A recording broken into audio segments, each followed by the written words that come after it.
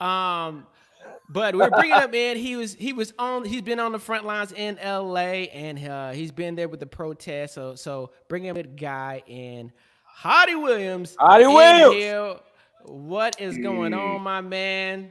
What's popping? What's up, my brothers? Hottie Williams on TikTok too. You come in with your TikTok dance, Hottie. Oh, actually, you know what? I saw him yesterday. I saw randomly. I saw Lou. And I was like, "Is that Hottie on?" I saw the video yesterday. He did. So that was like, I'm gonna say that's my unofficial TikTok debut. I guess Lou called me to do this little sketch that apparently is like blowing up on TikTok. Man, I told you, told you, Ashford. See, I got on it yesterday during the conversation. I got on it. I created my joint. You're gonna see me on TikTok. I'm gonna be talking. But my own version of that. I don't think I have any dances in me. I feel like the kids got to dance. That's what right. I had to get over that. I had to like get over that like mental block of like, man, I ain't gonna be up here doing a motherfucking choreography. Baby girl, well, that's good. Yeah. Glad to have you on. They say on Instagram they can't hear Hottie, but Instagram, you guys got me on Facebook. Yeah, but it's okay. Instagram, we will post this on IGTV for Ashford's page as well. Oh, yeah. I'm sorry. Hottie. Once we're done, we'll post it, be on there tomorrow, as well as my IGTV if you want to watch it. Check it out on YouTube. But right now it's on Facebook, it's on YouTube, Twitch. This is where we at, Periscope right now. So, Hottie, but kind of let us know what is going on right now. I'm in Atlanta right now. Ashford is in North Carolina, back at the crib, and you don't want to hold it down for us in LA, man. So what's just been going on with protesting? Well, we just got the word today that the official LA County ban has been lifted. It had been put in place initially, I think at like 5 o'clock and then 6 o'clock, and then yesterday, I think it had bumped up to, I believe, 9 o'clock. Just so you mean when you say the ban, you mean the curfew? Curfew. You mean the curfew? Okay, just making sure. Yeah. He said the ban. I was like, okay. So the curfew's been lifted in that. Yes, the curfew's been lifted. My mistake of words there. Yeah, the curfew's been lifted. And I think that the energy that folks have displayed and showed, not just here, but everywhere, is still very much alive and active. There's a lot of conversation. There's a lot of organizing. There's a lot of planning of further actions that are happening, that are going to be taking place to really vocalize the feeling that even though we now have, charges brought against these 4 officers, that's the beginnings of a first step that will not affect the momentum and the energy that people feel in this moment. And here in LA, man, people continue to come out. Like last night, I don't know if you all saw on the news at all, in front of District Attorney Jackie Lacey's office, there was a tremendous showing of this outrage over the fact that she's failed to hold police accountable in ways that are egregious. Now, to say it very simply. Now, I just want to piggyback off of that. The people in LA don't know, just across the world, Miss Jackie Lacey was catching hell before that. If you ever see this viral video, what happened was, and I know Kay hasn't been in LA, but Kay, check this out. So Black Lives Matter came to her house before anything broke out. This was like a couple of months ago. And her husband came to the door with a gun. What? You can watch the video. So and then it was like a woman like, you gonna shoot me? And he had the southern black man. You better get your ass up on your. He had the black man talking everything. And basically, I didn't know all this was going on. But what was happening was they were talking about how, like Heidi said, they were not prosecuting cops that were doing unarmed sentences wrong. And they had went down the chain of commands basically for months, and they tried to get a meet with her. She always declined. So they brought it to her front door. And then she went on, and then they had the husband come out there looking crazy. She had his flip flops. He had a hole in one sock and everything. Had one toe out and everything. You know what I'm saying? I was like, let me tell you something. I don't catch this old black man with guns, but you don't play with that. That's the first thing. Oh, one toe out. That joke is crazy. Mm. But that was something that had been going on for years. So I'm not surprised it erupted, and they're continuing to do that to go, because we sit here and say, yo, just talk to your district attorney and all that stuff. And now, but everybody's not listening. People are putting on the front like they're listening. And if you don't know, she is an African American woman. She's an African American woman. Yeah. So even in cases like it, which makes it even more astounding. And I know both of y'all from the South, but that old phrase of all kinfolk ain't kinfolk. All kinfolk ain't kinfolk. All kinfolk.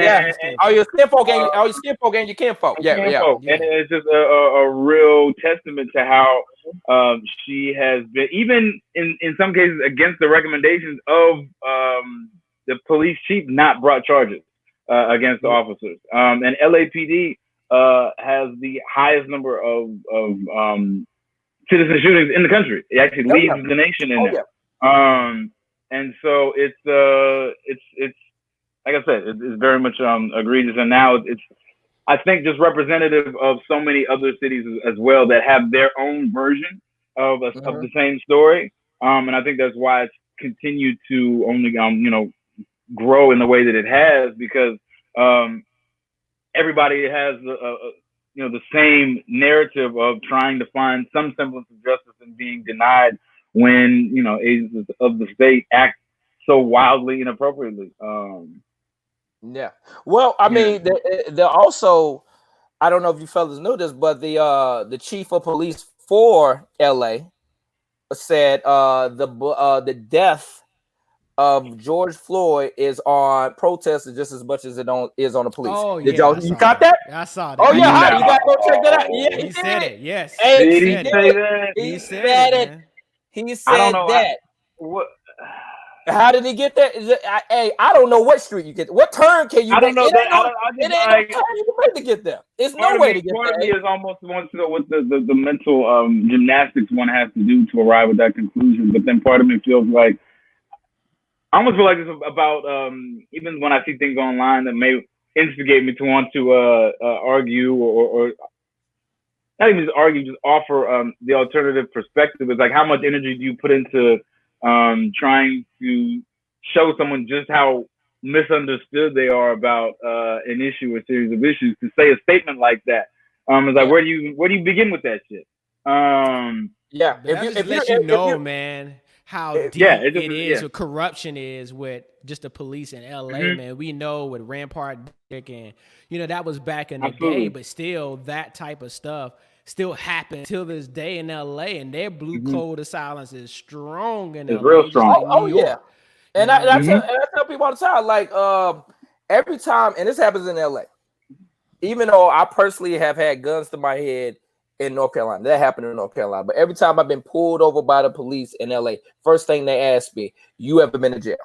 In fact, me and Heidi were together one time when that happened. You know what I'm saying? That is the proto, and I'm just like, what that like, and it frustrates me being a black man that going to Howard, a lot of money going out the bank account. You know what I'm saying? That means nothing. You know what I'm saying? It means nothing at the end of the day. And like, no matter how much you can do, nothing's going to save you from it. But like, LA is a whole nother level. It makes me wonder when people were in certain positions where they could have done something, where they did inspections in other police departments, but didn't do any inspections of the top cities, the Chicagos, the New Yorks, the LAs. You know what I'm saying? Stuff should have been done. Go ahead. I just think what we realize, and what I've even like this situation has kind of hit me in the face with, like, their ideas of kind of piecemeal, small scale reforms aren't going to work, and aren't going to solve our real issues and our real problems. And I think collectively there's this sentiment that, like, nah, we're beyond that. We're tired of hearing that. We're tired of this. Well, what we're going to do this time to really make this bullshit system work a little bit better, so perhaps slightly less people die, is like, and it's like, nah, we're at the point now where we really need to radically rethink how these systems work and operate, and our relationship with them as individual citizens. Because it's like, of course, it falls on us as Black folks first and hardest, but this is a problem that every single citizen should be concerned about, because it could just as easily, and does just as easily, happen to non-black folks. Mm-hmm. I would say this. They don't want it to change. They don't want to change. At the end of the day, it's certain people in positions, and like we said, the man, lady, it's the money. You gotta follow the. It's the money. The it's the money. Sure. That's exactly where I was about to go. Like, the prison system is a business, and the thing about it is, like, black people are catching it first. LA, Latino people are next and stuff. But it ain't. It's not falling nowhere near as hard on the Asians in LA, and Asians are, I think, their population is. I think they're second as far as a majority of LA. They're right after Latino. They're up there. I don't know the exact number, but I know that they're. Yeah, I think I read it recently. Like, it's more Asian descent than it is Caucasian, and for us to make such a small amount of actual LA, we catching hell, and it's kind of weird because LA serves itself as a poster child of diversity, of progressiveness. And since I've been there, and I was like, yo, this is one of the most segregated cities I've ever seen in my life. You know what I'm saying? People don't want to acknowledge it. And I think a lot of people from LA get this idea, like, at least we're better than the South. No, it's more community in the South, because the numbers are bigger. The numbers are bigger. You know what I'm saying? Like, just the population numbers. Absolutely. So therefore, you the dollar, and I hate to say it, maybe because we as a black people, the dollar stays in our community the least, the shortest of time. But maybe it stays a split second and longer when you're in Atlanta. But just 2 seconds, like, we did it, Tip. No, we did it. With LA, man, what people don't understand too is that people who watch LA on TV but don't know until you live. All of us has lived over there over at 10 years. It's like you have to deal with reverse racism. Is what I learned when I first got. First, I got stopped by the cops like you. Like, the first month, I had North Carolina tags. One cop stopped me, and then the other cop came and creeped around the corner of my passenger side, and I looked in the mirror. He had his hand on the gun. Yeah. Oh, yeah. I was like, what? For tags? You know what I mean? And like, gun was out, not hand on the gun was out, creeping past the car. And so, but then, like, being in the Valley, who I've been watching on the news, recently, this week, it's like, working at a Boys and Girls Club, and they told me, oh, that's a street black people can't go down. You know what I mean? This is 2000 Canoga Park telling me there's a street that black people can't go down. And that's another thing with numbers. I feel like there is an acceptance within some people in the LA area, a lot of natives, where they feel like, oh, we just don't move that way. We've accepted that, because I guess I don't know if a spotlight has been put on LA like it needs to be. I think I think the representation, Heidi's from LA, but the representation of LA is just like hood and gangs and stuff, but they don't address, like, yo, why is this, and why, and what are they experiencing, even if they go away for college and they come back and they got an education, they go to USC, they go to UCLA, what are they still experiencing that they can't escape just because the color of their skin? Easy as that, man. Everybody ain't like South Central, you know what I'm saying? It's not that at all, and it's a lot of but I don't think that the city is really addressing, or that it's weird, they don't really have a voice. It's like I don't know why, because it's a major city. It's like one of the biggest cities. Right.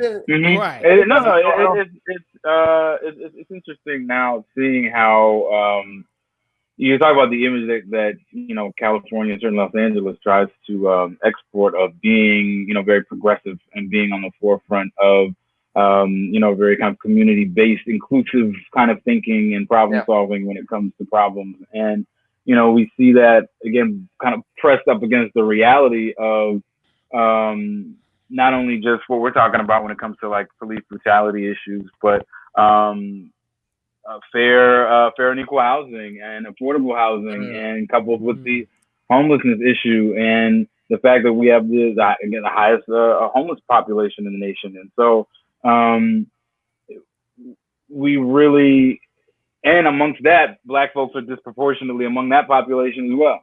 And so I think that, you know, in different ways, all of these things kind of are connected, and you know, really are put upon, are, as we put pressure on, you know, these officials, this renewed pressure, and take advantage of, you know, the global spotlight, so to speak, that's being, you know, shined at this time, that we keep those things in mind as well, because if, you know, Black Lives Matter, then that means that even if you know, that from all kind of, you know, income scales, and LA certainly has a diverse population of even Black folks who have a very wide range of income. It's and it's interesting how sometimes those incomes will determine different interests based on, hey, you know, your relationship to the, I guess, well, they're different interests. But, you know, I think that now feels different than it has. And that's so much of what I've been hearing from people. Elaborate on that, please. And most definitely. I mean, I remember being out on the street when, you know, Mike Brown was murdered, and being in various parts of the city, taking part in demonstrations. And it was not, even though it was still, people were energized, people were out there, it was the level of, I think it got to the point with the levels of frustration, coupled with the fact that there had been so many, not only just in recent years, not even just in recent years, we know, but in like recent weeks, it was like Ahmaud Arbery, Breonna Taylor, and then this too, and it was just like, oh no, like it's Corona, since we've been locked down. So it's just like, we all just explode out of here like, no, this is enough. You know what I mean? No, we can't sit and act like we're, well, something struck me, like, in order to be able to, I think, you know, live your day-to-day life, you have to have like this belief that, you know, there's a certain amount of I think kind of safety that you can experience, just in a general sense. And if you always feel as if going about your day-to-day life in benign activities, you're always thinking that there's a threat of danger that is potentially there. How are you able to live? How are you able to live in a settled space? It's like literally going to the store, going to the gas station, taking your dog out, going for a run, deciding you want to go to the park, and it's like, how are you supposed bird watching? Bird watching. Of all things. I can't even watch no birds. Damn. Brother can't go bird watching. Come on, and it gets to the point where I think, like, yo, if I've got to feel like that, y'all gonna have to feel some of this too. That is true. It's like y'all are gonna have to feel some of this discomfort as well, because it's we can't hold on to this anymore. And I think that's part of what Starbucks real quick. Let me get this real quick. But I remember riding with my friends in LA, and all of us just wore baseball caps. But they telling me it's too many of us in the car at night with baseball caps. Somebody needs to take theirs off, because as soon as the cops pull behind us, they're gonna think that we a gang. They're gonna think, they're gonna think something's up. I was like, what? I never even heard of that. You know what I mean? It's like, think about that, why even, you know, that's not a way to live. Like, legit rock fitted caps. You know what I mean? We're not gang related. The logic has stopped making sense, and like the thing about it is, I think too long we have they've been able to say, nah, I'm not racist. Like we lived in a point where they could just say, nah, I'm not racist just because I said I'm not racist. You know what I'm saying? But now we're pulling receipts. And I told Heidi the other day, and I said, yo, some people are on the same team. They just don't like the captain anymore. The captain is Donald Trump, and they don't want to be associated with that, because that, like, where were all the companies with all their statements before George Floyd? You know what I'm saying? Where was Apple? Where Trayvon? With Mike Brown? Where were all these Fortune 500, Target and all that stuff? Nike? Where were y'all at? It's been going on. This is nothing new. So therefore, the thing about it is, the only thing that's changed is you have someone that's a mirror, and this mirror might be a little dirty, but it's still a reflection of you. And I call him Donald Trump, but still, you got to understand how much Donald Trump is in you.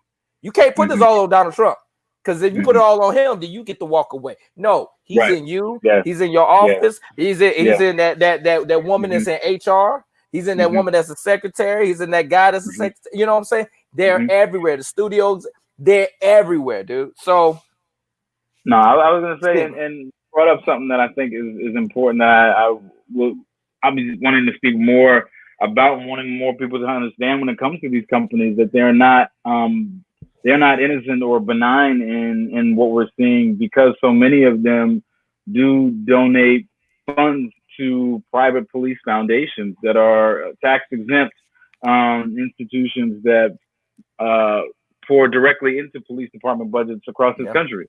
So when we say that Target literally, gives hundreds of thousands, has given hundreds of thousands of dollars to the LAPD to increase their surveillance capabilities, it's like that's and then one statement about how they're aligned with the Black community, invested in delivering justice. I think these are things that are worth asking these CEOs about, and really asking them to really hold them accountable for what these relationships are. Because again, you follow the money. That's really what matters. You can give all the nice things you want to. We really are about where does your money go, because that really speaks to where your true intentions lie. It's all about action, man. It's all about the boss. Word to Marshawn. You know what I mean? It's all about that action. I don't care about your these apps turning their colors black. It's all over social media. LinkedIn, don't matter. They cut, turning the color black. That's cool, but that's just something you can do in 2 seconds. You know what I mean? We want to see. And you're years late. You're years late. You're late. Yeah. You're late. Yeah. Real late. Definitely, man. But I appreciate having you here, Hadi, man. It's good to see you with the Kill Monkey. Ladies, this is not Michael B. I thought it was Michael B. I don't know. Did you live in Studio City like Michael B did? Oh, okay. I'm sorry. And I was like, that's Melvin B. That ain't Michael B. That's Melvin B. Melvin B. Oh, that's the dude that stayed down the street from. Other one. Yes. The stand-in. Right. Everybody follow. But how tell them where they can find you, bro. Tell them where they can find you. You got his name right there. Right there. Just on all the platforms. That's how you can get at me. That's where I'm at. Man, I think in this time more than ever, y'all talking about it and providing a platform for us to continue to share these ideas and maintain not only this level of dialogue, but this level of energy as we work to really push real change forward. Because it's not a thing that happens in a day or a week or a month. And I think that for me, again, it weighs on me like, this will be something that we carry forward continuously, through our lifetimes as we, again, push for change. But appreciate y'all. Love to spend the time. Most definitely. Appreciate it. Hadi in the building. Definitely. We're going to go ahead and do that wrap-up roll call.